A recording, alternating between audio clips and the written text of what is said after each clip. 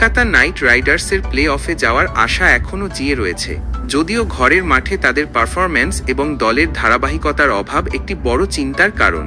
সম্প্রতি অ্যাওয়ে ম্যাচে দিল্লি ক্যাপিটালসকে পরাজিত করে তারা কিছুটা অক্সিজেন পেলেও ঘরের মাঠে রাজস্থান রয়্যালসের বিরুদ্ধে আজকের ম্যাচটি তাদের জন্য অত্যন্ত গুরুত্বপূর্ণ। রাজস্থান রয়্যালস ইতিমধ্যেই প্লে অফের দৌড় থেকে ছিটকে গেলেও তারা প্রতিপক্ষের জন্য বিপজ্জনক হতে পারে এবং কেকেআরের প্লে অফের পথে কাঁটা বিছোতে পারে।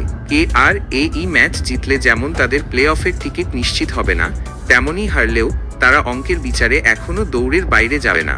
তবে একটি পরাজয় নিশ্চিতভাবেই তাদের প্লে অফের সমীকরণ কঠিন করে তুলবে।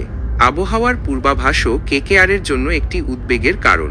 আগের ঘরের মাঠের ম্যাচটি বৃষ্টির জন্য ভেস্তে যাওয়ায় পয়েন্ট ভাগাভাগি করতে হয়েছিল এবং এই ম্যাচেও বৃষ্টির সম্ভাবনা রয়েছে।